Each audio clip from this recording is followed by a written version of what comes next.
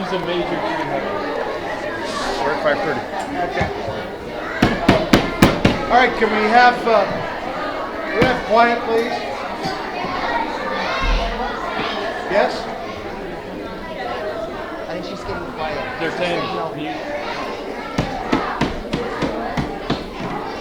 Ladies and gentlemen, we're going to get started now. Good Quiet job. sign. I hope Thank that's you. a quiet sign. All right, we'll report out a closed session. Mark, would you give us that report, please? Yeah, we took action on a certified who was asking to be less than full-time. We granted an early retirement to a classified based on the time frame.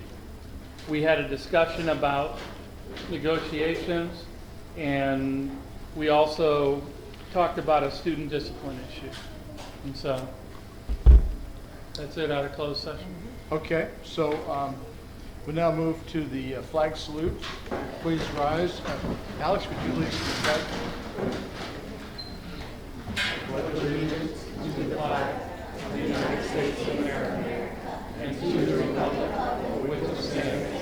One nation, under God, indivisible, with liberty and justice for all. Gonna start down the flags. Good, yeah, you noticed that.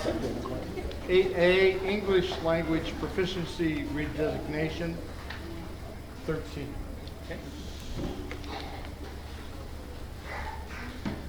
I'm hoping.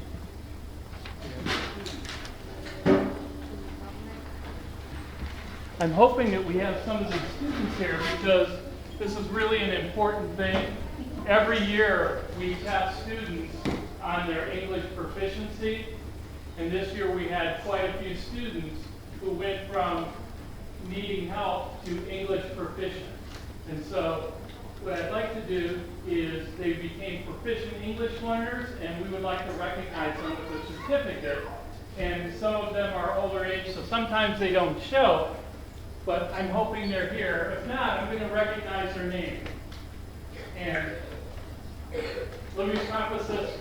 I'm from Cleveland, so my accent's not very good.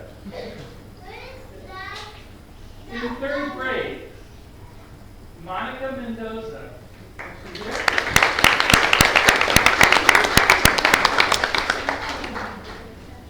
Gloria Gutierrez.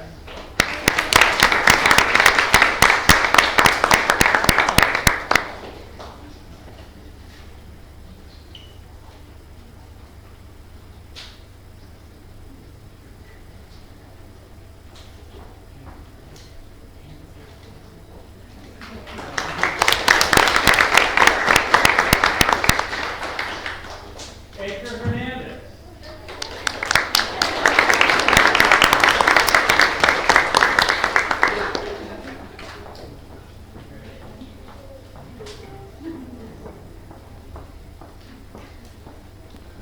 Monica Hernandez.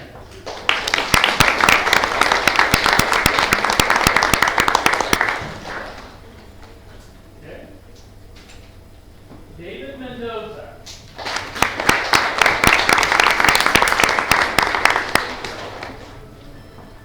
Natalia Mendoza.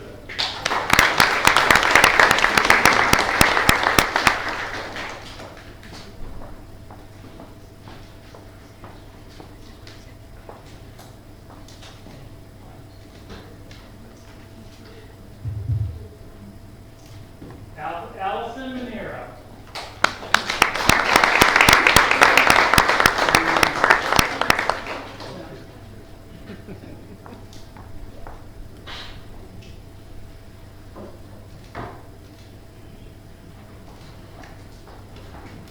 Marina.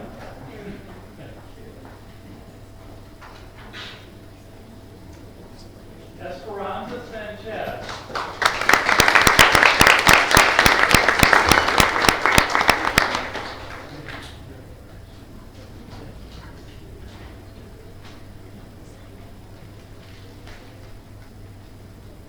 Okay, here we go.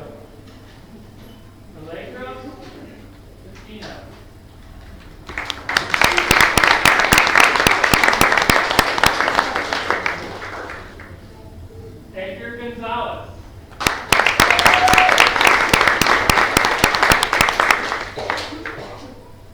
Marcos Condona.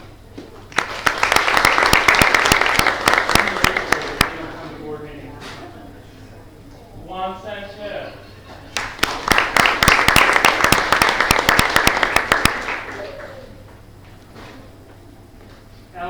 Alejandro Zuniga.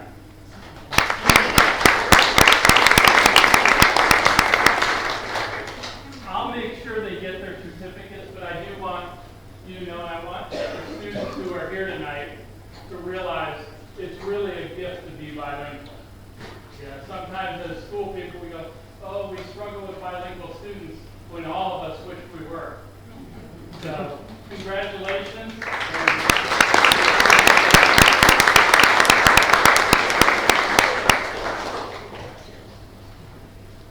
The next recognition is of our student board representative. Would you like to do the honors, sir? Go ahead. We have our student representative from the high school, and our representative is D'Artagnan Meek. D'Artagnan is a senior at the high school. He's a wrestler, he's a tennis player, just all around great student. I know he probably, how many days you got left? That's a good thing. See, that's how good a student he is. He doesn't even know how many days he has left as a senior. Because some of them already know exactly how many days and hours. But we appreciate your help and we appreciate your interest.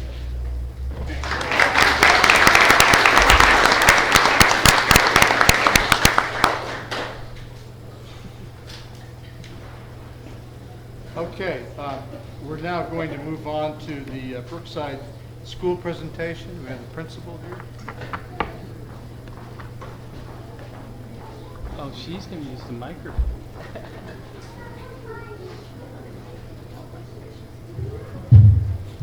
Good evening. I'm Kathy Crossman, the principal here, and we're very happy to have you here, and we're super happy to have all of the people here at the meeting tonight. First of all, the first thing we'd like to do is talk to you about our counseling grant that is ending this year. And to do that, Patty Dalton, our counselor, is going to come up. We have a video, and I'm going to turn it on.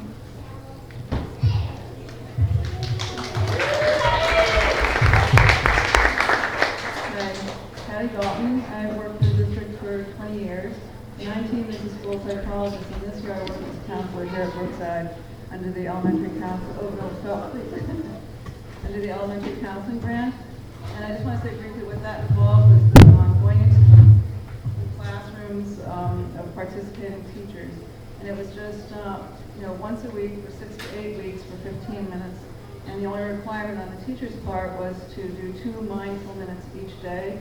Most chose to do that after coming in from recesses or coming in from PE. But we have 2 wonderful teachers here who are going to very briefly explain what mindfulness did for them in the classroom. But I just want to show this quick movie that I made with some of the kids who participated.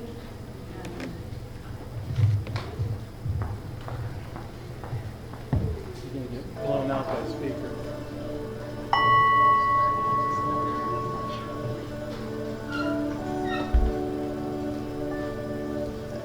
Mindfulness is when you sit down and get in a comfortable position, and when you get in that comfortable position, close your eyes and pay attention to your breath.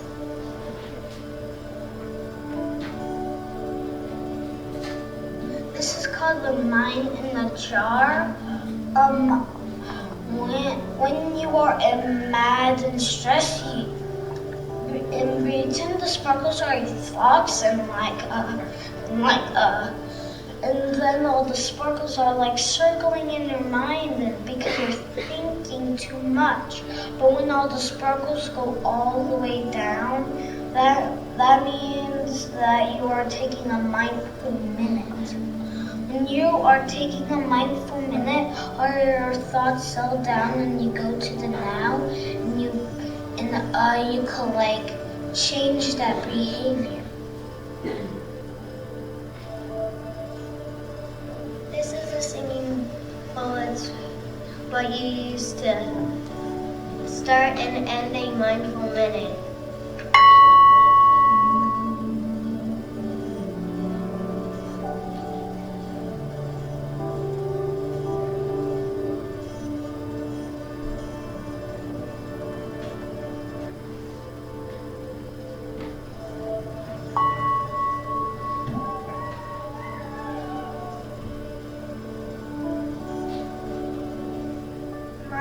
Mindful breathing is when you breathe in and out. But I like tummy breathing because you hold your stomach.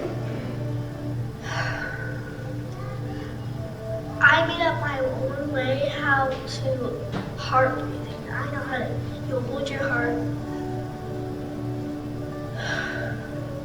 That's what I call heart breathing.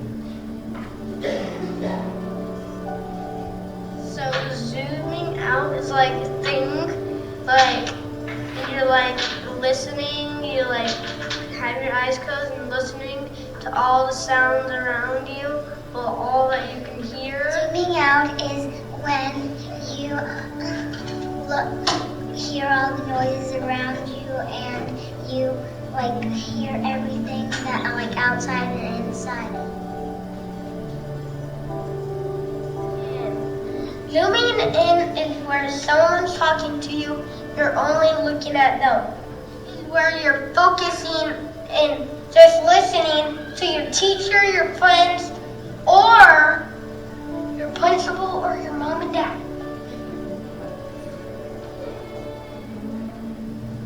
Mindful eating is when you you focus on your food and you don't watch any TV. You're smelling it, you're tasting it. Like you really focus on the food. Okay, mindful eating is when you have food down, but if you eat it fast, so like you won't even taste it. And then like if you chew slowly, it'll taste better than just eating it fast. Today I'm going to tell you about the gratitude zone. The gratitude zone is a place in your mind. And it's a place where you think about the things you're thankful for. And you can and those things like you're thankful for that you have a family that loves you, a house, food, water, and juice. Mindfulness helps me when I am like really mad and stressed and when my work is too hard. I would take a mindful minute at school when my friends just being rude. So I just ignore and walk away and I sit in my classroom and take a mindful minute. So zooming out helps you go to the now, and the now is a place where you can help yourself calm down. Zooming out helps me when I feel angry and really mad because I just listen to all the noises around me and it helps me get calm. It's helpful to take a mindful minute when you're like after recess, after PE, and if you're already excited or something. When is it helpful to do mindful breathing? When you get angry, like really angry. You go to like a quiet place and then calm down, then you're okay.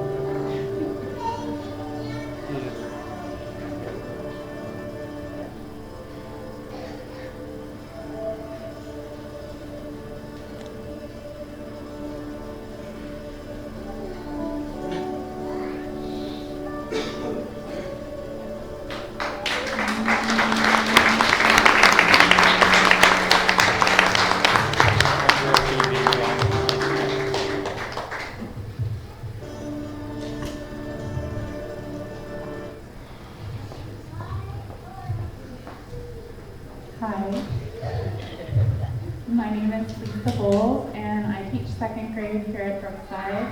And we've been practicing the mindfulness in my class this year. And as you can see from the video, it's really empowered the kids to take control of themselves and be able to get in touch with their feelings and make good choices in the classroom. And it's interesting how it's evolved in our classroom over the year. It started out with Patty coming in and doing some lessons, and it was really interesting to watch the kids be able to, as the weeks went on, settle more quickly and really get into the space where they were bringing the energy that was like out here and being able to sit and focus. And it also evolved in the way that it was led by me at first, and we always did it right after blast, which is a time when the kids are running around, transitioning between classrooms, and right after lunch, which is a really high energy time. And the difference that it's made has been phenomenal. They're able to now, they ask for it. And like if I don't do it, I think earlier this week there's a lot going on at the end of the year, and we had something to go to and we didn't have time for it. And they're like, what do you mean? What about our mindful minute? We need to do our mindful minute. So they rely on it to help ground them and focus them. And it's been amazing. And the kids have also taken over the process of, they're the leaders now, so they will sit and they will ring the meditation bowl, and they'll choose one of their classmates to come up and do it the next day, and they always write it on the board. So it's something that it's really helped a lot in my classroom this year, and it's been really, like I said, really empowering and wonderful for them. So thank you.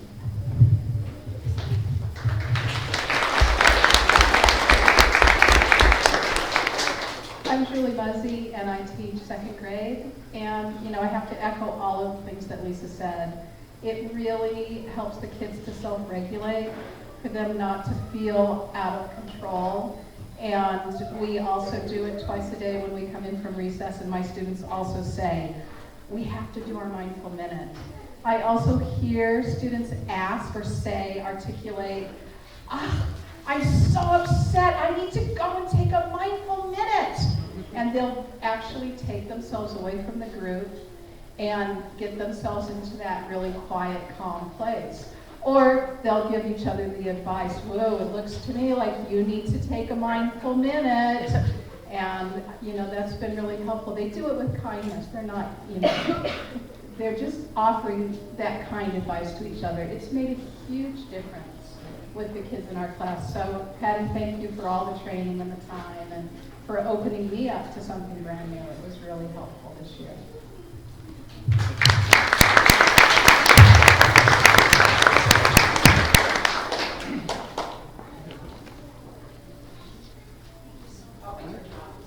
Thank you so much, Patty. Okay, next we have our La Raspa dancers. There's Miss Donna Allen. She is kind of spearheading our La Raspa dance, along with the other kindergarten teachers. So these are our kindergarten students. This is the dance they prepared for open house, which they did, but this is just a little portion of it so that you can see what it's like.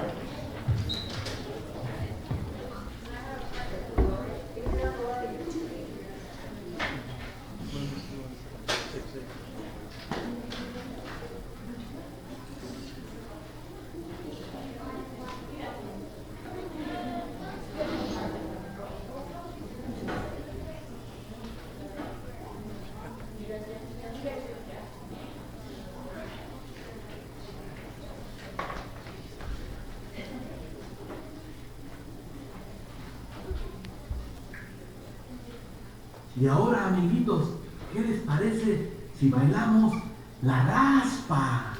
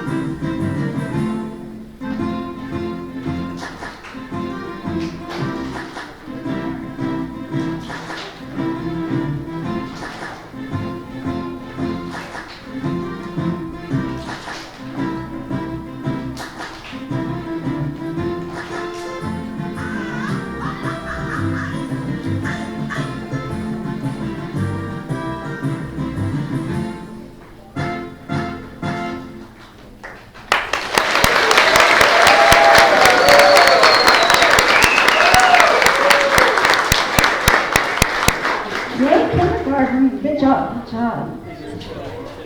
All right. Now you can go back to your families. Nice work.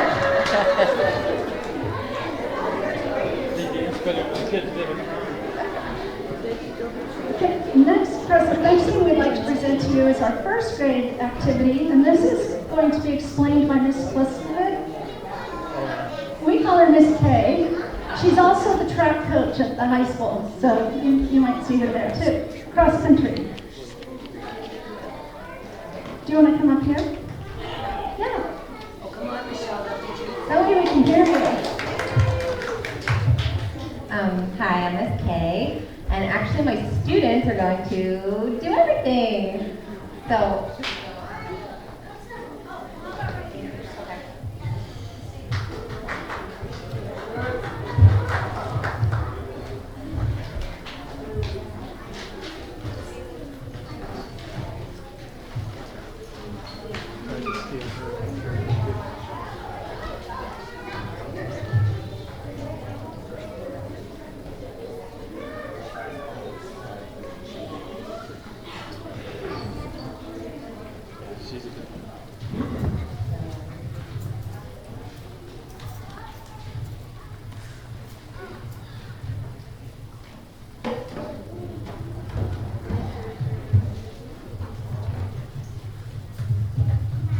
Hi, we are students from room 9. I'm Raven. I'm Alexa. I'm Miley. I'm Liliana. I'm Talia. I'm Clara. I'm Frida. I'm Justin Quake Lord.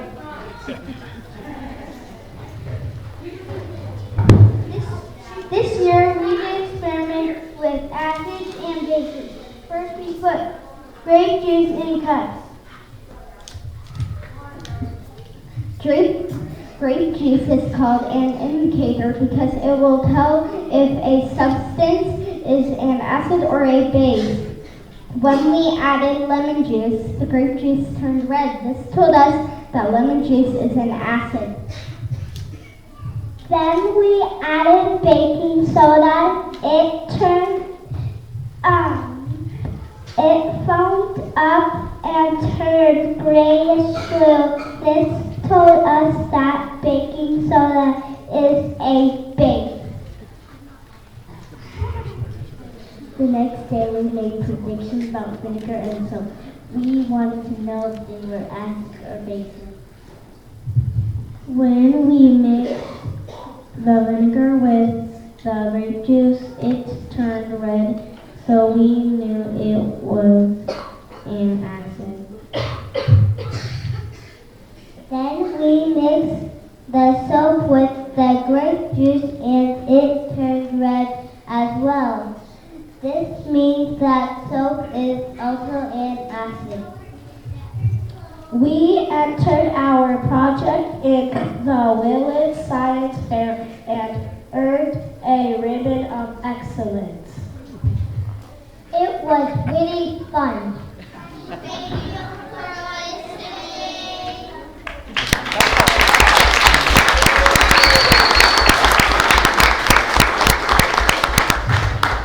Great job. Way to go.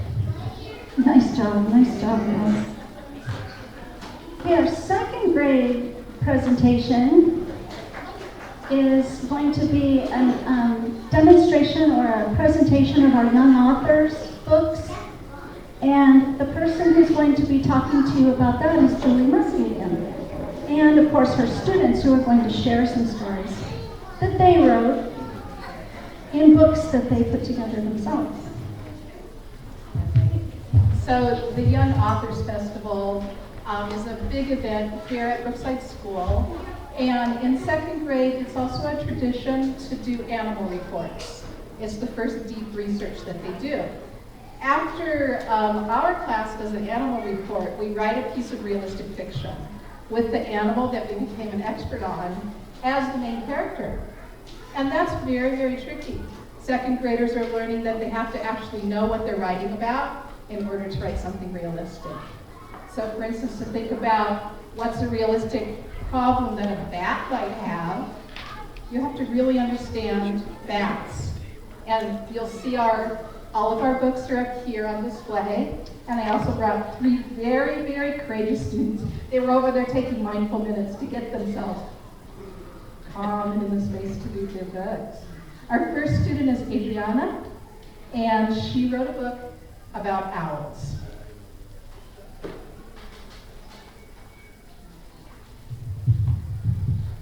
Once there was an owl. An owl fell out of the tree. Owl fell out of the tree. One warm spring day in the forest, the sun went down and the sky was shimmering as Owl was hunting. Owl felt perfect because everything was going all right. Adriana, show your pictures, please.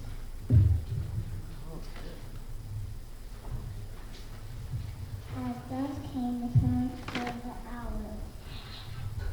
Dad was going hunting for mice. He was tired. He yawned. He was exhausted from taking care of the baby owls and owls. Owl felt safe because his parents were taking good care of him.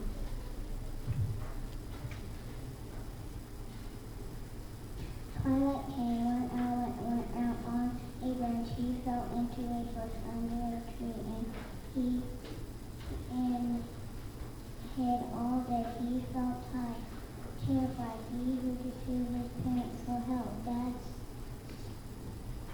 stayed with the owl. He wanted to protect him. He was tired of helping the baby owl in the bush.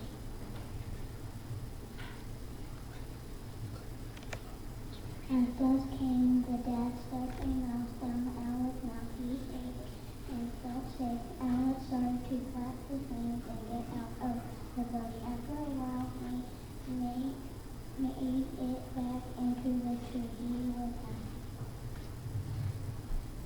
happy. You don't want to read about the off page. Okay. Adriana, thank you very much.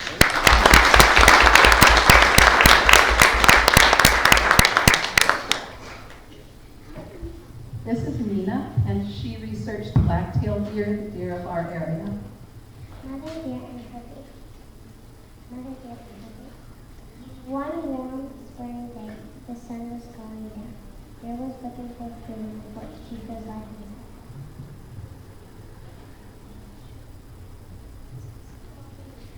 Mother deer was about to have a baby in the herd. She did not know where to have a baby. She was desperate because she was a bunch of noises. She did not think it was safe. It was dark and safe in the forest. Suddenly she found a baby. Then she had her baby. She was nursing her fawn when a person came into the forest. The mother deer got nervous. The mother deer started running deeper in the forest. The fawn was following the mother, but she couldn't keep up. The fawn was terrified. The person found the fawn. The person wanted to find Mother Deer, so she went into the forest and started looking. Mother Deer saw someone hiding, but she also saw her baby, so she didn't run away. When the person went close to Mother Deer and gave her baby, the mother and baby were run back to their thicket and snuggled together.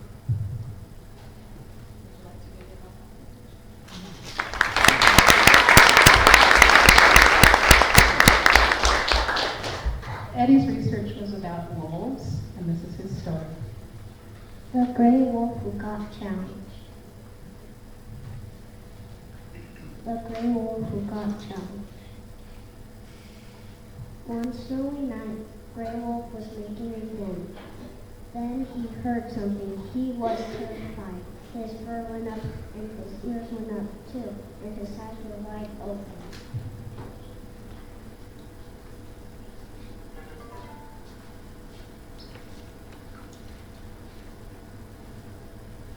He was shaking from fear. It sounded strange, and he heard growling. It's another pack of wolves. See how strong Gray Wolf was. When Gray Wolf saw the other pack, he knew he could defeat them.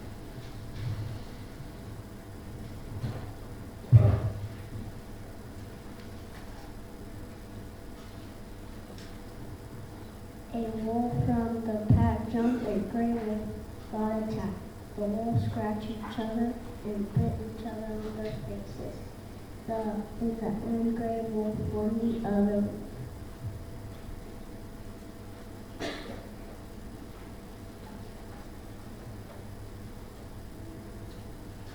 The wolf pack wanted Gray Wolf to join them, but he went back making the den for the baby and his new mate. When the babies were born, they had their own pack. The other pack of wolves did not ever try to go near Gray Wolf again.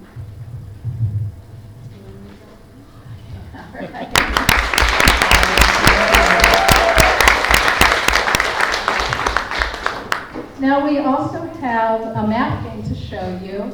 Our class was very lucky because we got to pilot the Everyday Math program. And this is a program that uses games to teach so many concepts and so many skills.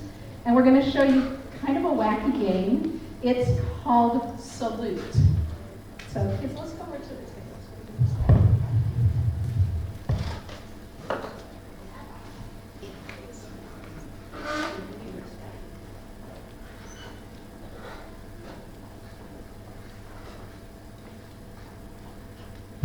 So the kids are each receiving a card. Eddie gives the total. 8, 7. So by knowing the total, they look at the card on their partner's head, and they have to say what their total is. Okay, so let's do another round, and you can be the dealer this time.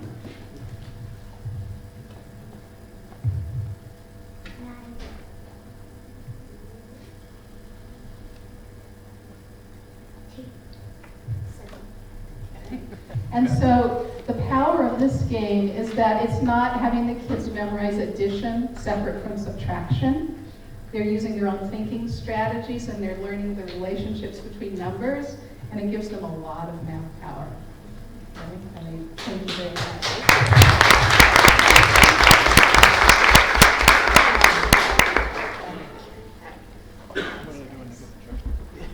And thank you very much.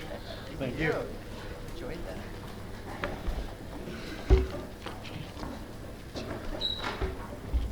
Thank you very much. I'd like to thank all the teachers who are here tonight and all of the staff members who are here in this week of our Employee Appreciation Week here at Brookside and in our district. We're feeling super appreciated. The PTO, which is magnificent here, came and brought door decorations for every single door in our district, brought us big cake, and I just want my staff and my faculty to know how much you're appreciated, and every day I count on you and trust you and couldn't ask for a better team. So thank you so much.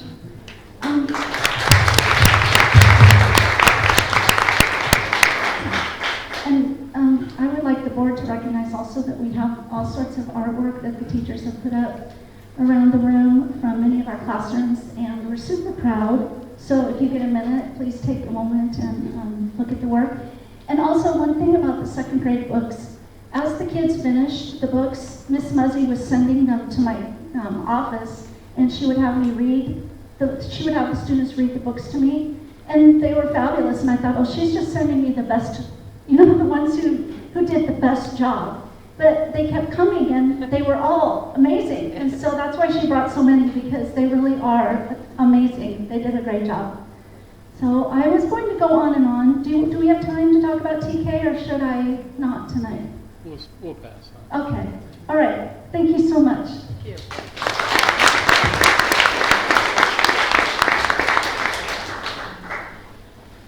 Okay, that concludes that presentation. How about the P2 report, which we just received here tonight? Well, one of the things I want to say first is I want to thank Kathy and I want to thank the staff for transitioning and making her feel really welcome and helping you guys. You run a great building. It's fun to come over. You're a well-oiled machine. Everybody knows where they're going and knows what they're doing. So it's really fun to be here, and I appreciate what you do, and we've had a nice year, and you put together a really good program. I know you have lots of things planned Dibbles and Delta math and all kinds of new math coming. Your benchmark curriculum's new. There's a lot of new, but what's really stayed is the personality and the atmosphere. So great job with that. Schools are all about climate, and this is a really good. The P2 report. The P2 report that the board got is basically our ADA count, and we are essentially in the same place we were last year, even with all the rains and everything that happened. The only thing we haven't done is turn in our report to the state to say, can you give us some slack on our couple delays that we had and our snow day that we had?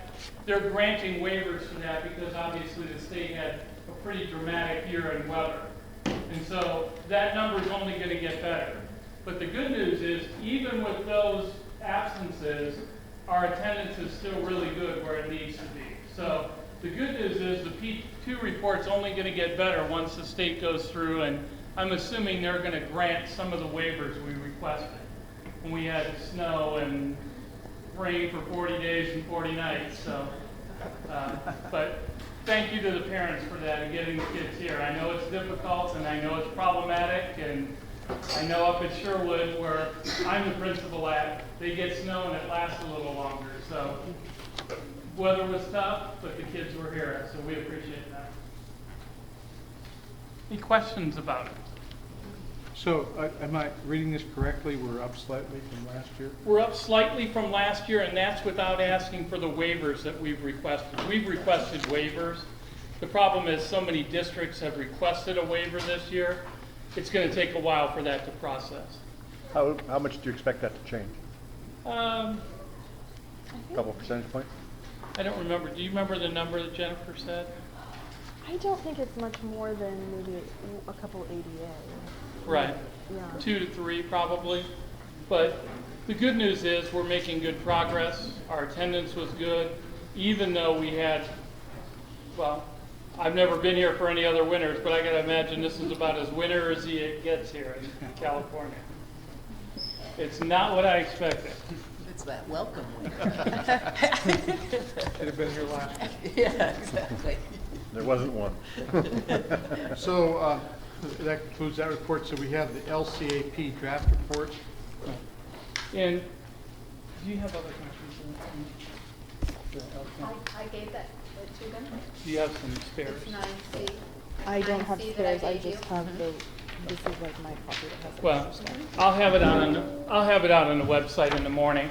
I just want to review our LCAP, just so folks understand what LCAP is. You hear that all the time when they talk about schools and finance. LCAP is a local control funding process we have. And essentially what it does is it requires us to show how we spend money on students who are at risk. You can be at risk through foster placement. You can be at risk through being a second language student. You can be at risk for qualifying for free and reduced lunch status. And they call it unduplicated, which means you don't count as 3 if you're all of those. You only count as 1. And so we take that percentage, and the state funds us an amount of money. Willits happens to be over the 55% threshold, so we get what's called concentration money on top of that. And what LCAP is, and if you look at our website, you'll see LCAP spending. There are 3 basic goals for LCAP, and they do with curriculum instruction. It does talk about safe environment, and it talks about creating students who are college and career ready. You can put this down there for the meeting. And so all of the things we do in those areas fall in the LCAP spending. And we use that money every year, and we have to document to the state how we spend those dollars. And so if you look at our LCAP spending, I'll just give you some examples of what we're doing. Some of the career and tech ed at the high school, the AVID program. Class size reduction. Yeah, class size reduction. Thank you for the business terminology. Sorry, I forgot. I threw an acronym in there. One of the ways that we staff in the elementary is to use some of the funding to help reduce our class size. In other words, you add another section of students. Odyssey Wear, we We use this to help our technology, to have a librarian at the high school and some paraprofessional help, some technology help. In the ELD program, it's certified and classified teachers. At Sherwood, we use it for some aids. In physical education, we have a teacher and some paras who help the program. Maintain campus administration. Most of that is middle school and high school. Deferred maintenance is a place where we fix and repair things, which we got a lot of those places, so that number never gets big enough. And so I'm always talking to Nikki all the time. How much is in deferred maintenance? How much? I want to do this project. I want to do that project. Because we've been doing a lot of repair this year, but it's not as much as I'd like to do.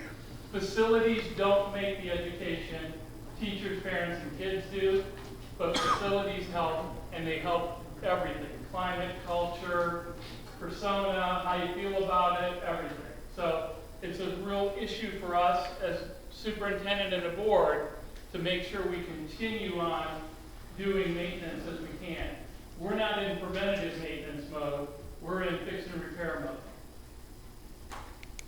Counseling services, a great example of that is Patty Dalton, who's here tonight. It's a great addition to have Patty. When I first came here, I went, you're going to leave being a school psychologist to go into an elementary counseling grant that you know ends at the end of the year. And she said, yes, I am, because I want to be with kids. That's what I want to do. And obviously it's proved its worth, because next year we're adding that to our LCAP expense. We're adding staff next year, which will be here and at Blosser.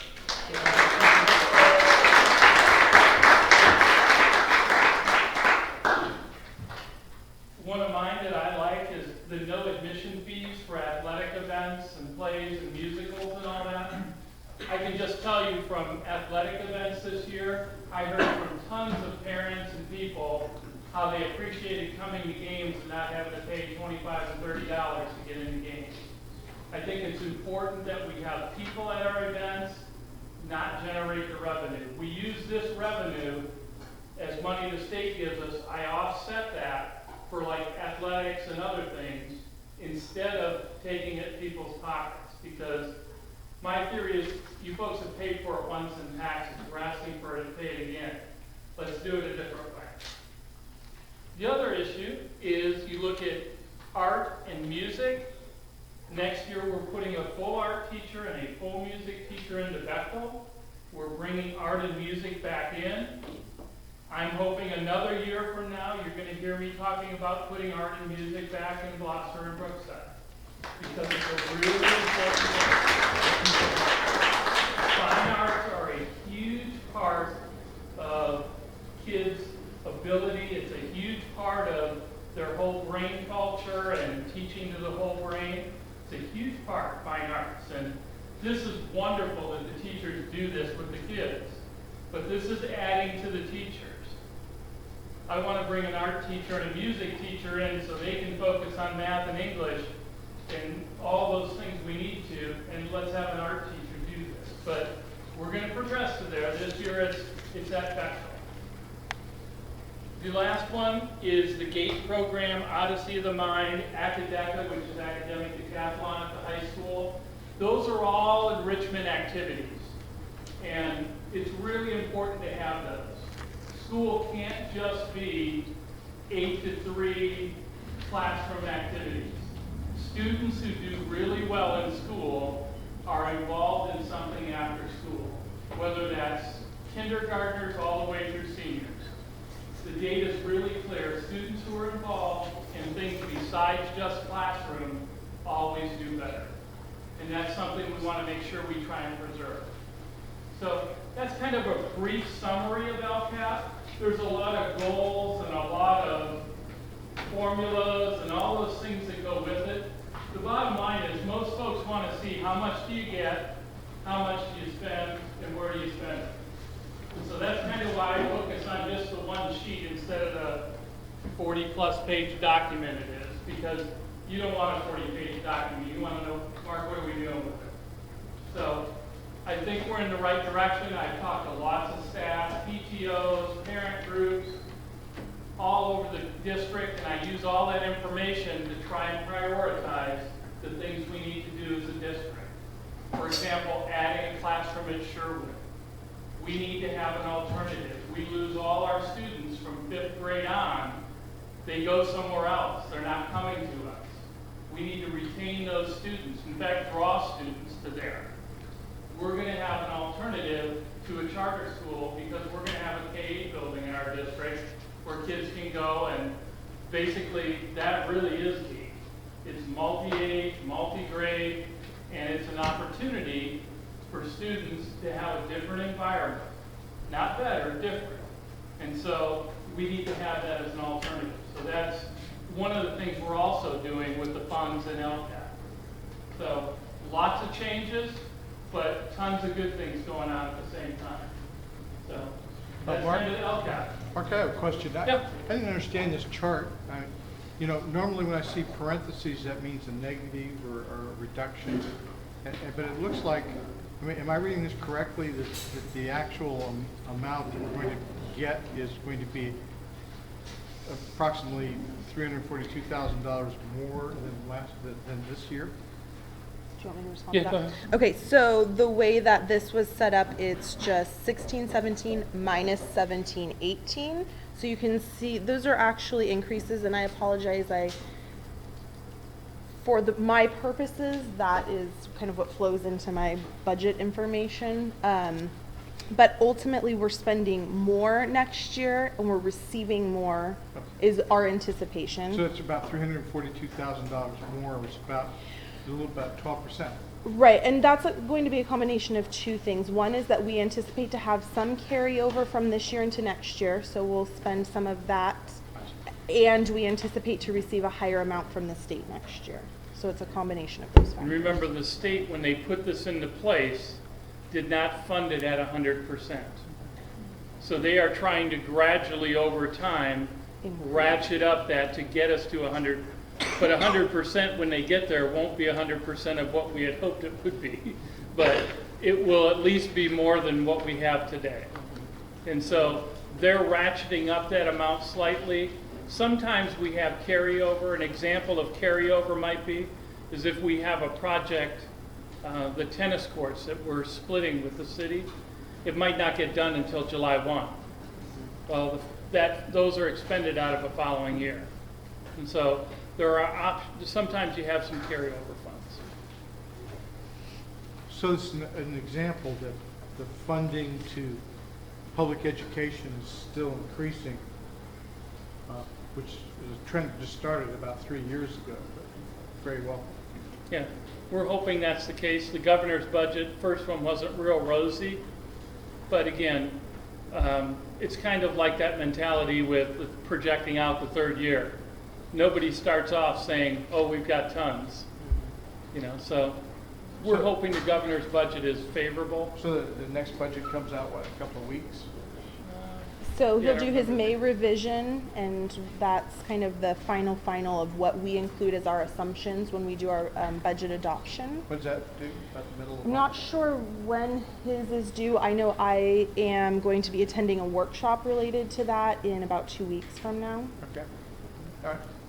And Okay. again, as I've told folks, we're not overfunded, we're not underfunded, we're funded exactly like everybody else. It's really about priorities. Okay. Do we have a representative from WTA this evening? Currently not. CSCA comments? Yes. Good evening, I'm Dan with CSCA. I'll pass out a piece of paper. Thanks to those little types to read in front of everybody, that's pretty great. Pretty cool. This is a paper about, we have 6 retiring classified staff this year. And amongst them, they have like 139 years between them. So that's quite a loss of brain power. Good people. We have Denise McGee, Gay Orvis, Terry Cater, Donna Blake, Naomi Serrato, and Janine O'Leal. Doesn't look like an obituary or anything. get the point across. We'd like to thank them for all their service. And our next issue is just basically we have that ACE program coming up the 22nd to the 26th of this month for anybody who'd like to ride along with something and do a little experience with some of the classified staff positions. Thank you. Thank you. Thank you. Okay, superintendent comments. Just that things are going well. Mr. Chavez returned to the high school on Tuesday. I was excited to have that. So we're back at full administrative staff. And Nice. today was a great day in the neighborhood for me. But things are going well. Our hiring is going extremely well. We're finding good candidates. We have filled the bulk of our positions for next year already. Most of those are from going to career fairs and posting out and finding good people. I feel really good about the staff we're able to bring on next year. You know, it's always a plus and minus when you have a retirement or someone leave and you have to bring somebody in. But I think we've done a really nice job of getting the best candidates possible. So that's gone well. Negotiations with the teachers has gone pretty well. We're basically done at this point. We're at a situation with some of the other programs I'm starting to look at in regards to Sanhedrin, moving Sanhedrin to an alternative ed vocational type setting.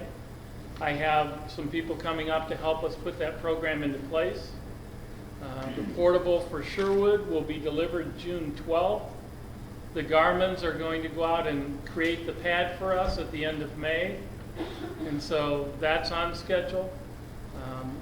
Hopefully the tennis courts will be, the city and us are sharing that obligation, and that should start June. Brian Bowles has started at the high school in construction, and we're already tearing bleacher boards off and putting new ones on, and they're heading to the tennis court next to take the hitting wall down, put up a new one. So some of those projects that we hoped were going to be done already are going to get done pretty efficiently. So it's going to be a great addition to the high school. When you look around the rest of the buildings, Bechtel has a new schedule in place and has a really good program set for next year. And so I'm really pleased about the transition and the change. I know that change is difficult, and I know that I bring with myself a lot of change. I know who I am, and I realize when I talk to some folks, they go, we got to do, what do you want to do? And as I tell my staff, I'm the idea person and they're the detail person. Good idea, let's get it done. And so things are going pretty well. And there's a really long video, I apologize for the length, but on our webpage that goes through every building in the district and kind of where we're headed. And it's extensive and it talks about everything from A to Z in all of the buildings. So I want to encourage folks to get a glass of pop and sit down and watch about a 20-minute video on where we're headed in Willits Unified. Okay. All right, we're now to board comments. Lori? Well, I sure did enjoy the little kids. Thank you, Kathy. That was very nice. I think that's the biggest thing I miss about the way things used to be is having our principals come deliver their site reports personally and a little bit more interaction. I really do miss that. I don't always have time to sit down and read, but I generally come to all the board meetings. I like to see face-to-face the principals and the students. And I think maybe we should think about that for the future. Okay, I don't have anything this evening except to echo Lori's comments about it's good to see the kids tonight. Yeah, nothing here. I really enjoyed going to the sites. I think that's been really great. The presentations tonight, I just love and warms my heart. To me, it's the whole reason why I sit on the board, to be honest with you, is watching that. I love seeing the artwork, the books, the dancing with the music, all these being expressed by the students and encouraged. I just think it's really wonderful. I too am very proud of the healthy student-focused culture that is apparent at Brookside, and I think that it says a lot of a great way to start our students off in school, and I'm very proud of that. I find the LCAP is encouraging because I'm seeing funding for many programs that we haven't had for a while, and I like to see a little increase that's happening there. Like you said, we always want more, but it's just encouraging to see things going to move forward there too. So I know things are really busy and winding down, and the weather is wonderful for us all to see, and helps it to come along great. But I think we're ending the school years on a good place, and that I find really encouraging. So Tanya, do you have any comments? Not too much. Comment on like the school and stuff like that. So I think overall the school year, well, I mean, I know it's not over, but I think it went pretty well.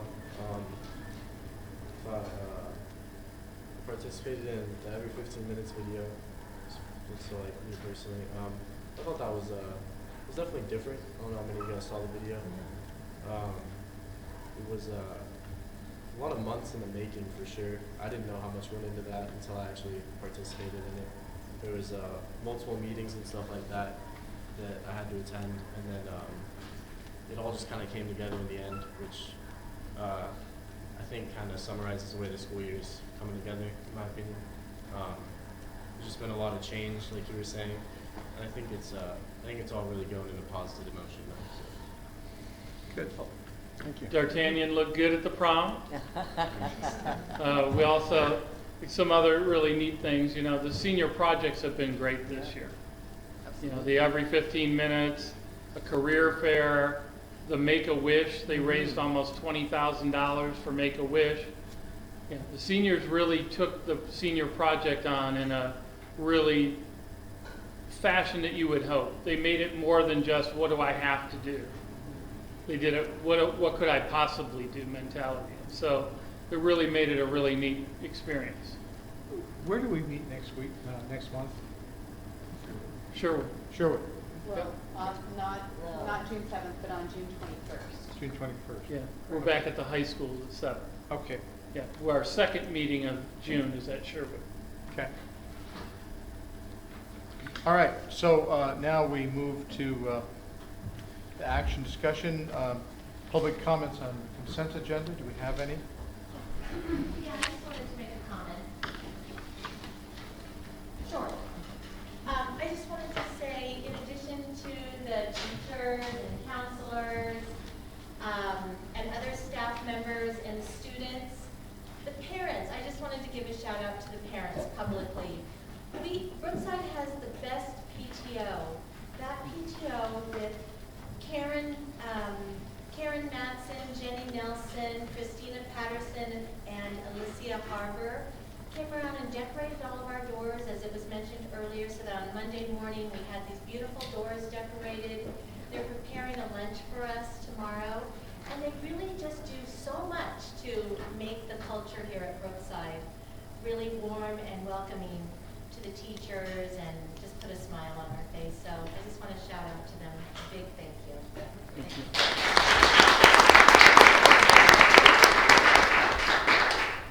Okay, we'll move on to any other comments on the consent agenda. Paul? I had a couple of questions about number 5, the road policy review for the second and final approval. It doesn't really have anything to do with the complaint procedure is pretty thorough. I'm just wondering about the build-up to the complaint procedure. Is that the part of the policy farther in the policies and the contracts and stuff that will lead complaints to this procedure, right? Aren't you kind of, isn't that seen as they go together like that? They do. Okay. Yeah, it's the administrative rules and procedures that lead into the complaint process. Oh, okay. Yeah, normally what happens is the vast majority of complaints are dealt with parent to teacher, and I'll just assume it's a parent. It's parent to teacher, parent to principal, parent to me, and then we would get into a complaint process. Once the process takes place, the eventuality is the board would hear a complaint. But fortunately, that's really rare. Okay. Well, it just sometimes seems that some of this some of this policy gets mixed up with some of the rules in the complaint procedure in order to file a complaint or do whatever. And I just wanted to make sure that the two are separate, they just go together. Right. They are definitely separate. Yeah, our process is, if somebody's not satisfied at the principal level or my level, they have the complaint form that they go through and use that. Right. Okay. And then that hits the policy. Oh, okay, so you're kind of putting this policy before filling out the form. Yeah. This is, what we have to do is have it kind of seamless. So Okay. you don't want to jump through some 12 hoops and then go, oh, now you got to start over and jump through those 12. Yeah, okay. All right. Not bad. Any other comments on the consent agenda? Number one, we have an issue with, don't we? Can we- Regarding the minutes Right. of the We regular have to meeting. vote separate. We can't vote We separate. can't vote because we don't have enough, because Board Member Kearney and Board Member Harris Oh, we're were both gone. so there's not enough, so I'll bring it back. Okay. Very good. So number one's, So I'm gonna- The minutes? I'll B1's bring the pulled. minutes back to vote because we need at least You and I were both three gone to- on the same Quorum of the day. people who were there aren't Yeah. here. Of course, if a member looked at the video of the board meeting, they could have, they could vote. Does anybody that wasn't here look at the video? I don't think we're going to win that one. All right. Nobody needed to go to sleep that badly. All right, so with the exception of number one, do we have a motion for the consent agenda? I'll make a motion to approve the consent agenda, I'll second it. or as amended, I should say. Do we have any public comment? Oh, we already went. Any board further discussion? All in favor, say aye. Aye. Any opposed? Passes. So we're now on to C, which is approval of resolution number 2016-1713, instructional materials, everyday math grades, TK-5. That is in regards to purchasing the curriculum for everyday math. I'm really glad the teachers made that selection. It's one of the top-rated math programs, TK through 5 in the nation. It's used by lots of schools. It'll hit exactly what we need. A year ago, they put the benchmark language arts program into place. This year, they're putting the math into place. So K-5, we're really solid on our two main content now, curriculum. Okay, and then we have to do this by resolution, call for a roll call vote. Do we have any public comment? I'll make the motion to approve. Everybody's waving their hands, I think. I guess they're I think just it's a a little lie. warm. I'll second it. Okay, do we have any board comment?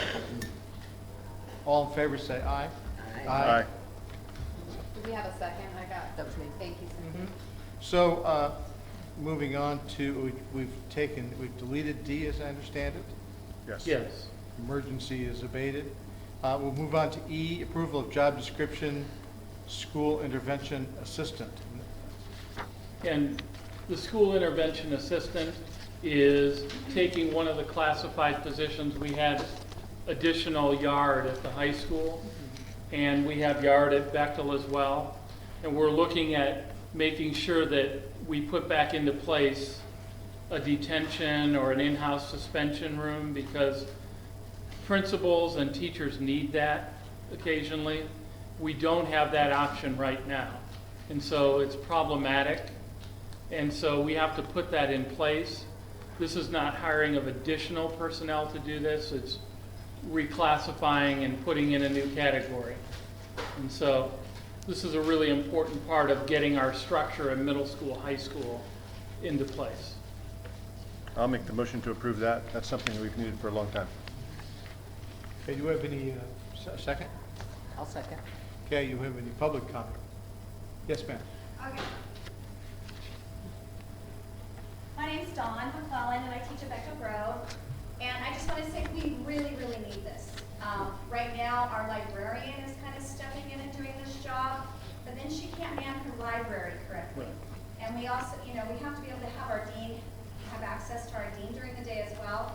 So if we have somebody that can be with those students, it just takes off a lot of pressure off those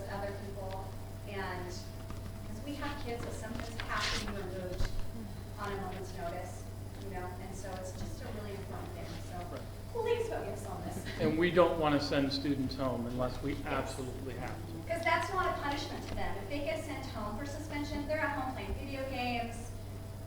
It's not punishment. So, I mean, they're in that room, they have to do their schoolwork, they're not allowed in with the other population, they eat lunch later. So it's a much stronger punishment to them.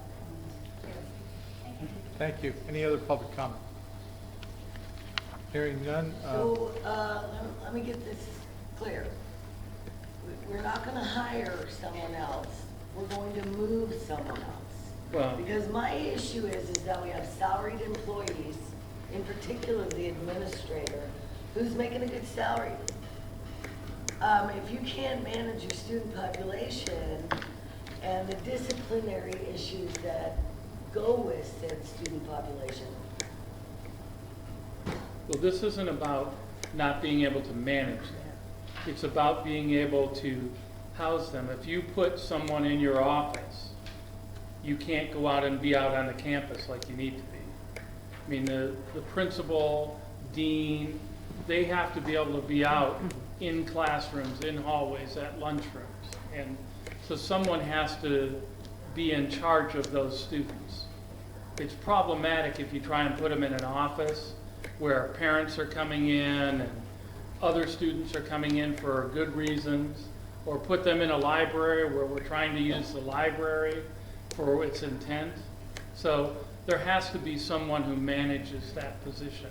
And we're going to use the yard position at the high school, for example, because we've cameraed up the building. Those people don't need to walk around the building, and we can see the building now.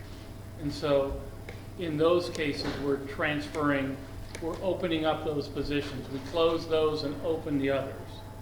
We can't just say, Lori, you got to take that position next year. Our contractual rules are we close position, then we open a new one. And they apply, because somebody else might want it who's somewhere else in the district. So this is closing, reopening with the job description. But I can't tell you that somebody who was doing that last year is going to be put into this position. We have to do that contractually. Okay. So, any further questions? Any further public comment? All in favor, say aye. Aye. Aye. Any opposed? Nay. Passes 3-1. The next item is F, approval of job description, Director of Alternate Programs. What I'm looking at doing is one of our WUSD report we had for Sanhedrin, their number one concern in WUSD was lack of administrative supervision at Sanhedrin. We take 50 young adults who need some supervision and we don't have it there. We have a principal who's over at the other building with 430 and tons of activities. They're not able to put the time in that they need to be at Sanhedrin. Also, Sanhedrin, I want to transfer itself into not a continuing high school, but into an alternative ed setting that's a vocationally focused campus. So our students, when they go to Sanhedrin, are going to graduate with a diploma, but also some skills. Somebody has to manage that. Somebody has to make sure it's organized. Somebody needs to make sure it gets done. I think it's a disservice not to have some supervision there on a regular basis. And so one of the things we need to do is, again, create the position first, post the position, and follow through what our obligations are about who goes to what position. So this is the posting of the position that says this is a job description for that position. Okay, got it. Any public comment? Paula? I just have concerns about, will that eventually include Sherwood as well? No. So it's not a matter of small schools, it's a matter of adult ed, the current continuing ed. Right, and CTE. Because in our district, one of the things we really are blessed with is CTE programs. And we need to really take advantage of those.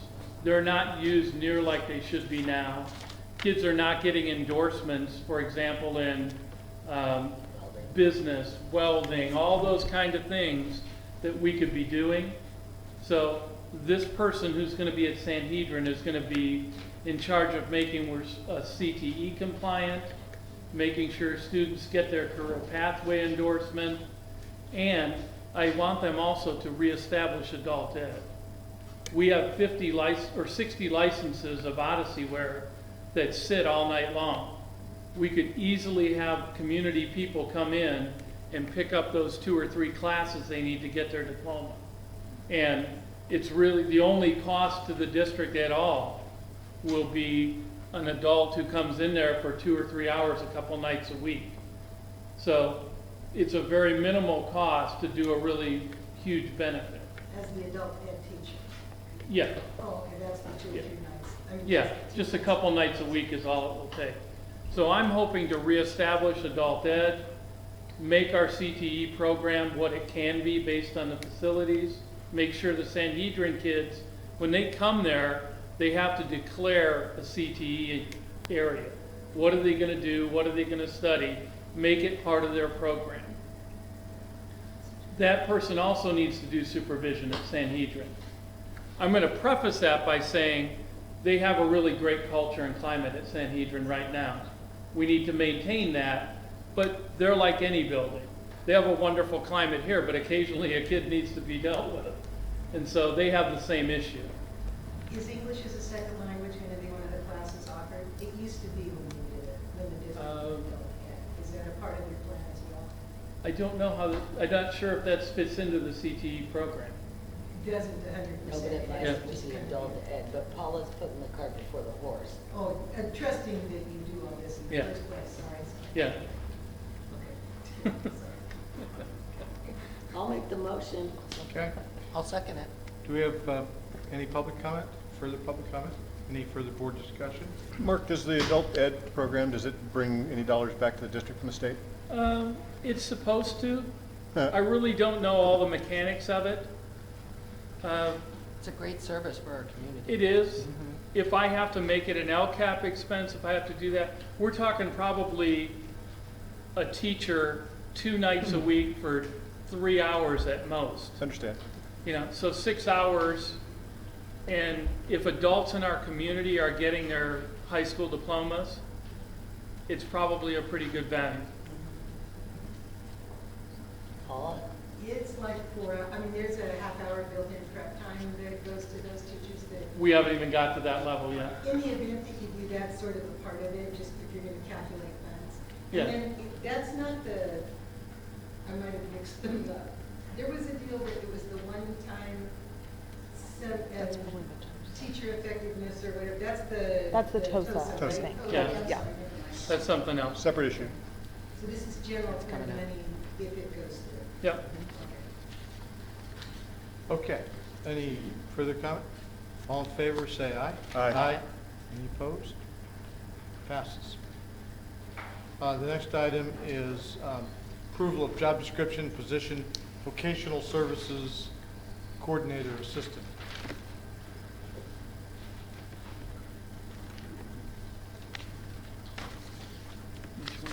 It's this one. G. It's the one that we Looking reclassified for it. from the existing, and it's a classified position. Oh, The workability. yeah. Do that, Mark? Yeah. Kelly, thank you. There are about 14 acronyms I got to sort through on this one in special ed. So, in the past, we have a workability grant, and our grant funds training, working on resumes, doing prerequisite job skills, and then eventually placement in the community. As part of the grant pays for student wages and workman's comp for them to work in different places in the community. And when some of the laws have changed around minimum wage going up and Department of Rehab wanting to place kids in we call competitive employment, so students with disabilities in jobs that could be a job that anyone else can hold. The Department of Rehab and TPP program that we work with through the county office have picked up some of the duties that our previous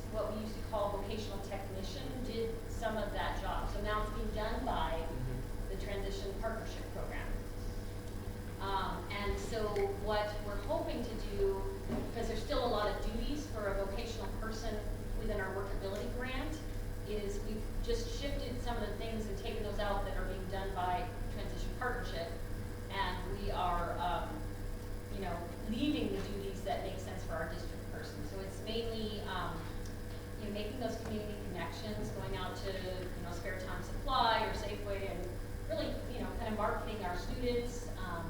It is a lot of data entry and reporting to the state, follow up on kids, and then meeting the students under the direction of the students' teachers to help them work on job skills, resume training, etc. So it's when you'll see that in the packet, this description is really similar, but some of the duties have been removed because they're being done by the county PD specialists. I think hopefully that's clear. Yes, it is. Needs one more. Okay. Do we have a motion? I'll make the motion. I'll second. Do we have any public comment? Hearing none, do we have any further board comment? Okay, call the question. All in favor, say aye. Aye. Any opposed? It's adopted unanimously. Approval of revision to educator effectiveness plan, teacher on special assignment, TOSA.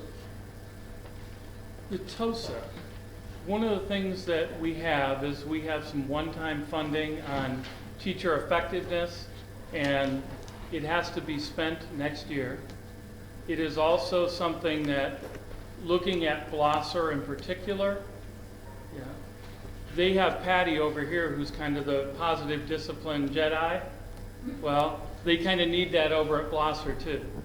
And so what we're going to try and do is to bring somebody in. We're also having an in-service for those teachers in late June, about June 12th or 13th on positive discipline.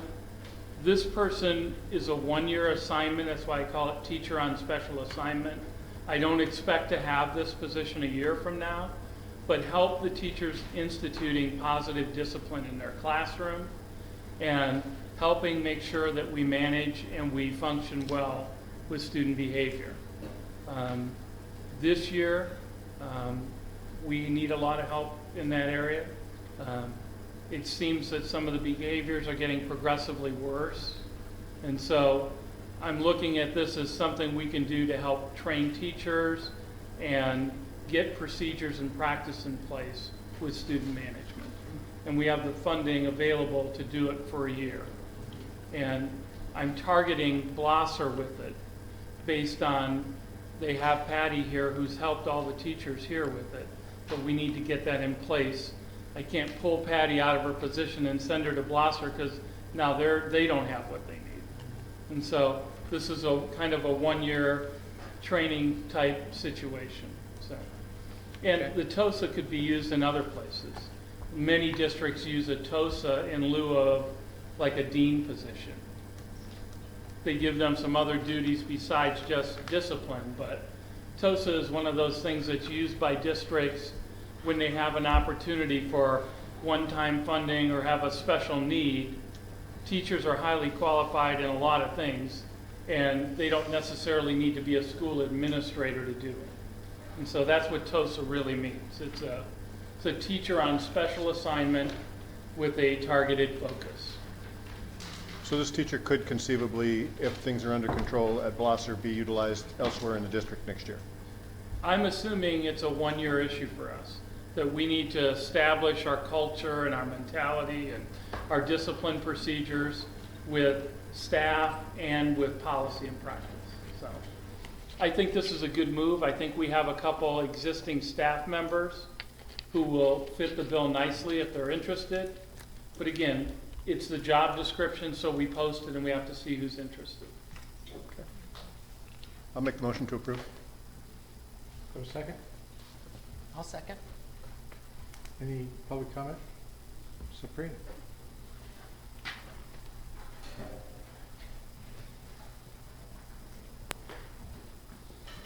First of all, I want to thank you for addressing the concerns of what's happening over at the Blosser facility. So thank you very much. I can see that this goes towards trying to solve the problem. One of the concerns that I have is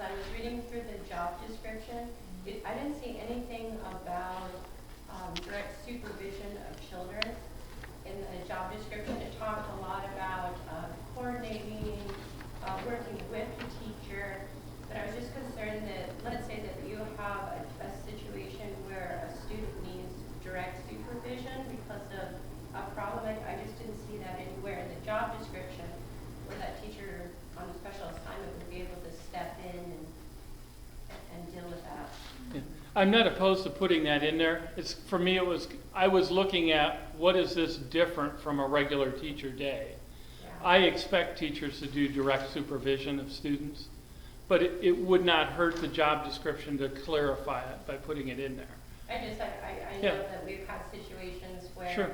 it's not in my job description that they might be able to say they can't do it, and I can see firsthand, having experience where having this person being able to perform that job duty could be an important part. So I would ask. It certainly does not detract from the position or nor who would apply. And my expectation is that everybody's in direct supervision of students. But if the board would so like to, I would have no problem with adding it. I think it's kind of an important piece. It's an assumed piece by me. And then the other question is this person, let's say you have a teacher who's having students in their class are having some challenges and the teacher falls in sick that day. I would want to know that, for example, this teacher on assignment, if NOSA was available, that again, this person would be able to step into the classroom. So that's the other reason that I wanted to ensure that. And then another question I have is it says the funding source is the one-time educator effectiveness funding. When did that funding come about? I don't know much about it. It was kind of almost pre-me. I can respond to some of that. So it's a 3-year funding program. So next year will be the final year. So it was 15, 16, 16, 17, and 17, 18. And it allows a lot of flexibility for districts in how they use it, but generally with the intent towards either professional development, coaching, mentoring, and that kind of a focus. So it's not tied into the LCAP funding? It is a separate fund. We may end up referring to it also, but it is not the same as the supplemental concentration grant. Okay, because I know that we were using some of those funds for teacher on special assignment in the prior year. So I was just curious if this was the same source or as a new name. Okay. Something separate. No, and I'm hoping it's a 1 year. If it's not, I have to sit down with my team and say, what are we going to not do to do this because we have to do it. You know, I'm hoping it's going to be very effective. And again, it's a issue that I think consistency and someone on task every day with this as their focus is going to help us. Thank you. Kind of a generic statement maybe at the end of your job description. It's certainly prevalent in my industry, and it's basically listed as other duties as assigned or other reasonable duties as assigned. Kind of covers a lot of that. It does, but to Sabrina's point, it also helps when it's specific. It's indisputable that that's what it is. And the other question I'll throw out there is along the same lines is this individual somebody we could utilize in the PAR process when we're talking about teacher improvement? My guess is they will not have the time to do PAR. PAR is generally a one-on-one. Okay. It's possible, but I'm not anticipating that as an expectation. I'm more concerned about them helping to the entire climate and culture, not a teacher focused. There is a procedure in place for PAR that I would probably use. This person might be the chosen person and go through the process with them, but it wouldn't be an expectation that they need to do. Okay. But the way their contract reads is the participant chooses one of the people to work with. They may very well choose this person. Okay. So do we have a motion? We have a motion and a second. Okay. Any further public comment? Call for the vote. All in favor, say aye. Wait a minute. I have some real big problems with this. First of all, I'm under the impression that the administrator at that site has a BITSA mentor volunteer once a week. The principal? Yeah. Not once a week. She meets with her mentor, yes. Okay, so I am under the impression it's every Thursday. I may be mistaken. I don't know. Okay. My problem is that I have observed in our district in the past that we hire administrators. We have a very specific job description, tells you what your duties and responsibilities are. You say, yeah, I want that job. All right, well, you have already taken some of those responsibilities away from that administrator. Right? Yeah, sure. Okay. Yeah. If we're not able to do the job that we're being paid for, it seems that we're going to reward administrators by giving them an assistant, which is what it appears to me. And a perfect example of that is our director of maintenance and transportation, who couldn't do his job, and then he got an assistant to the tune of $51,000. I don't want to be in the fix and repair mood. I want to be in the replace. We have a boiler, we have roofs that need to be repaired. So I do have an issue with the money being spent on a babysitter, what I think is a babysitter, for an administrator who has already had a year to do her job. Well, remember that these are restricted funds that can only be spent on certain things. It is a one-time, one-year placement. It is true that we have a first-year principal, but I also have a seasoned veteran principal here Who is not getting an assistant. No, but she's sitting next to somebody who's a longtime veteran experience that I don't have for that building.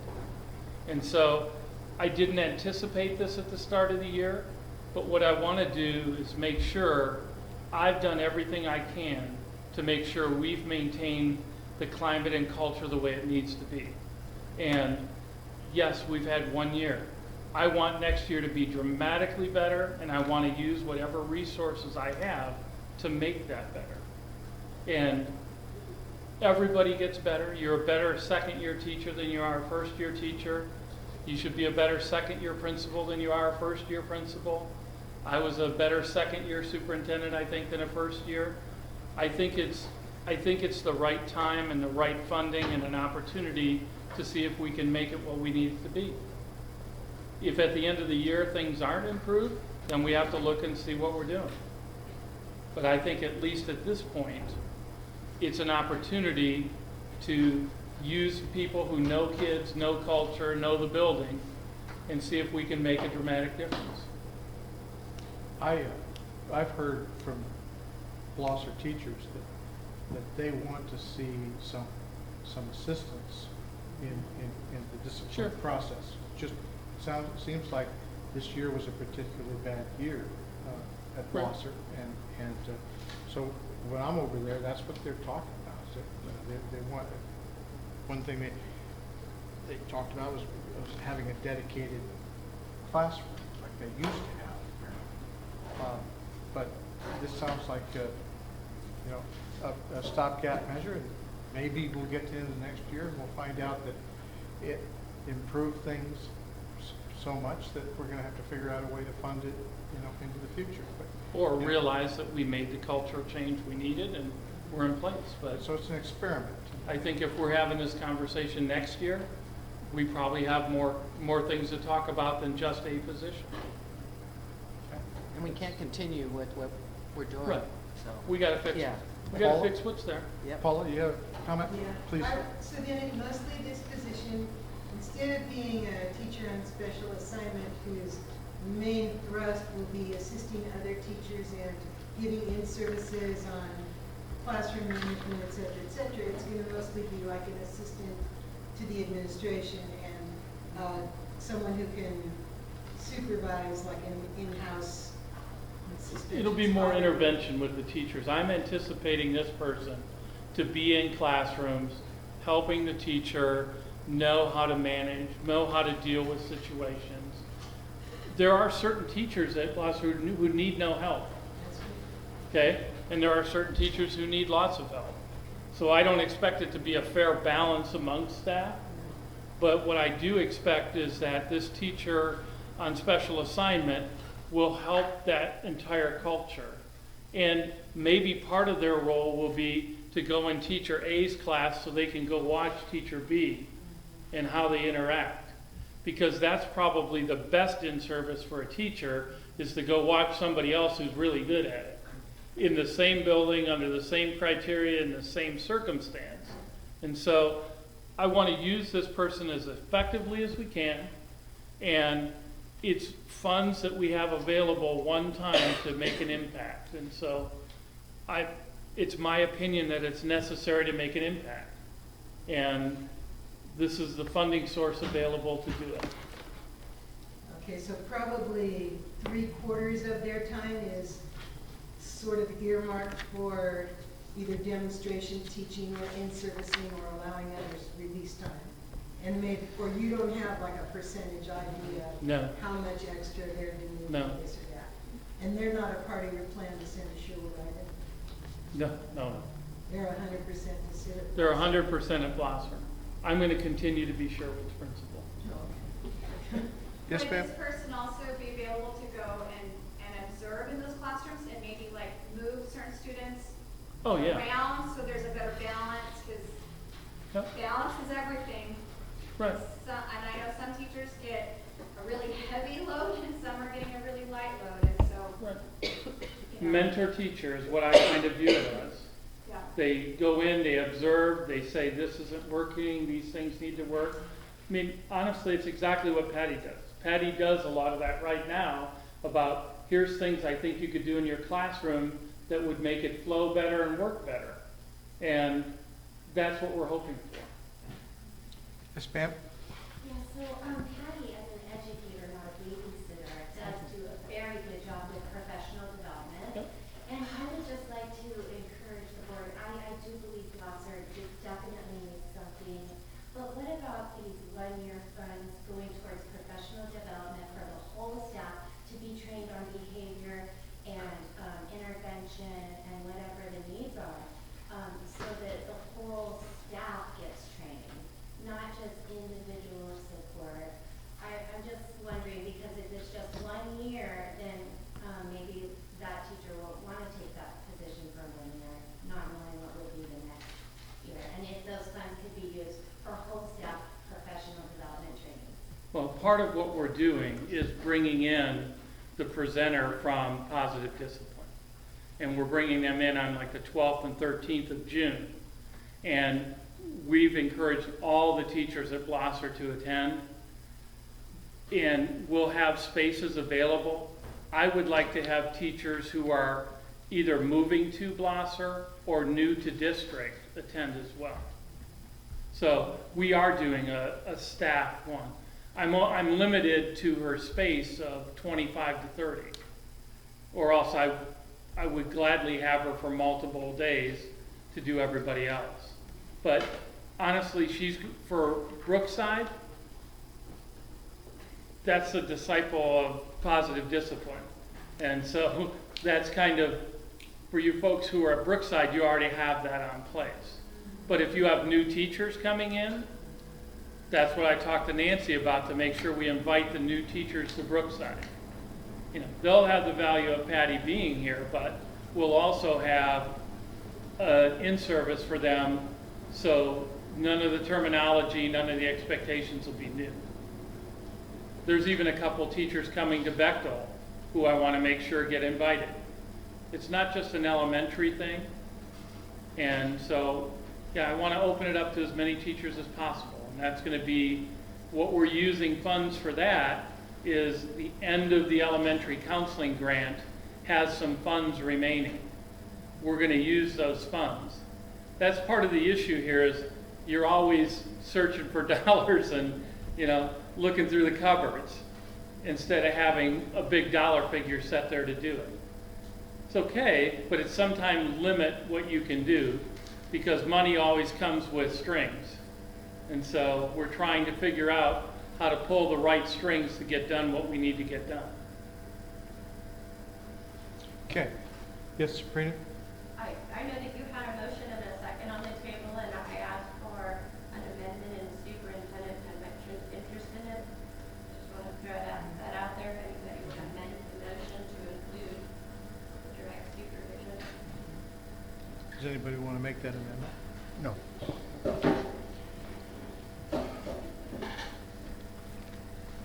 Okay, hearing no interest in that, I think we're just going to leave it to the discretion of the administrator. Any further public comment? We'll call for the vote. All in favor, say aye. Aye. Aye. Any opposed? Nay. It passes on a 3-1 vote. So, next item is CSEA Sunshine Proposal to Willits Unified for 2017-18 benefits only and 2018/19 contracts. So we're starting negotiations early this year. Yeah, we're like to try to get out of the way. It would probably help Nikki do some budgeting. Did Trina, Yes. yeah, We got I'll those. formally give one up to Trina here. We're looking forward to getting started for the coming years, and we're going to talk about benefits here real quick when we know what Staywell's going to be doing. Okay. We opted to talk after we knew what was going to happen instead of trying to guess what they were going to do. So this is a receive and note type of item. Yep. It's not something we vote on. But we do now go to a public hearing on the Willits Unified Sunshine Proposal to CSEA. Requires the proposal of the district to the CSEA be presented in a public meeting to seek public input on the proposal. It's called Sunshining. Once the process is completed, negotiations can begin. When do you anticipate negotiations begin? As early in July as humanly possible. Okay. So are you going to unveil the secret document? Yeah. We're giving back them a sunshine clause that has both of the things, salary and medical benefits. And we chose to put in a language item of hours and overtime, which for them, they put in a language item as well. One of the nice things about working with CSEA is we really do talk about all this stuff and really go back and forth and make good progress. So the last negotiations went very well. We got through tons of issues. We mutually agreed on articles we didn't even put on the table. So I expect that we'll be done very quickly.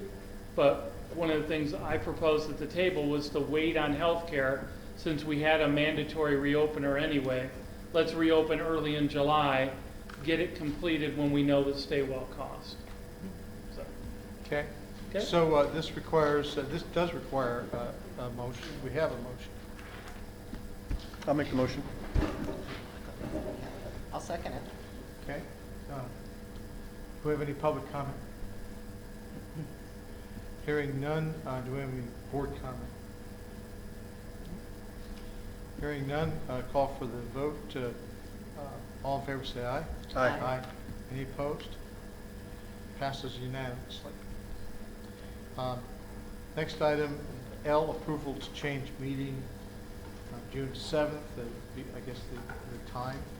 Yes, that is the night of Bechtel's graduation as well. And so we have to get done. My advice would be to keep the meeting the same. If we need to do a closed session, to maybe do it afterwards or at a different time. Or maybe we could just, if we have 2 meetings in June, we could just put everything over to That's June possible 22nd. to not do a closed session and then do it. Yes, I won't be here for that meeting, Which meeting? June 21st. Okay. Do you want to wait and see what the closed session agenda might be and meet at a different time or meet after? It'd be kind of awkward to meet after Bechtel graduation. We're going to have some sort of action on a potential contract with WTA. Yes. So we'd need a closed session for that. We also have a certificated or classified, we have Is it possible to change the date on that Yes, to like June 6th? for the next meeting. Yeah. So we want to close at 3:30 and open at 4:30, we're done. But the Bechtel Groves promotional ceremony starts at 6 o'clock at Willits High School. And so that's where we're meeting. Correct. Yes. Okay. So, Unless you want to go to a different day. so what about we just meet 4:30? I just throwing out an idea. Just meet at 4:30, schedule a half hour for closed session, go to open session at 5. Anything that's not done on the agenda, we just put over to June 21st. What's your feeling on the agenda? I like this money. But you do have to present, the LCAP has to be presented, and the budget has to be presented at June 7th meeting. And then they're adopted at June 21st. So you're going to have the presentation for both of those big pieces. Okay, well then. High school graduation's the 8th, right? Yes. So we'll go, 3:30 seems to make sense. 3:30 Because what closed. we'd need, What time do you want to do open? Do you want to start open at 4 or 4:30? 4. 4. I think that's a wise keep That closed gives us a short. 2-hour meeting, so we're not rushing through important I'm things. looking at you. Like the presentation of the budget, this presentation. So 3:30? Okay. All right, do we have a motion? I'll make a motion. And what is it? Let's see, to do our 3:30 closed session, June 7th, with a 4 o'clock open, or rescheduling of our June 7th meeting time. Do we have a second? I'll second. I can certainly make that. Any public comment? Hearing none, any further board comment? Okay, hearing none, we'll move to the vote. All in favor say aye. Aye. Any opposed? Passes unanimously. We have a series of first reads. One for local control and accountability plan, suicide prevention, fees and charges, staff teaching English learners. There's no actions required on that. It's in the agenda. Does anybody have any comment on those items? Only, is there a reason why we can't just include those in the consent agenda? It seems rather. For the first read? Because we don't vote on them, so we vote on the consent Yeah. agenda. We don't vote on Gotcha. these items, we're Okay. just acknowledging. And I think it gives you then an opportunity to provide concerns, feedback. Yeah, and it does call a little bit of public attention to the fact that we're getting ready to do something and If you have an interest. somebody's attention. Paul, it seems like she caught one from last month and came prepared. No further actions required on that. We don't have any public comment. We'll move to items for future agenda. Sounds like we're pretty well set for the month of June. Any? I have nothing. No? Okay. So I don't think any action is required. Do we have any public comments for items not on the agenda? Hearing none, we'll move to adjournment. I'll make that motion. I would like to remind, if you can stay, Kathy'd like to take you for a little tour, show you some rooms and some things. Okay? If you can't, I understand, but if you can, that would be great.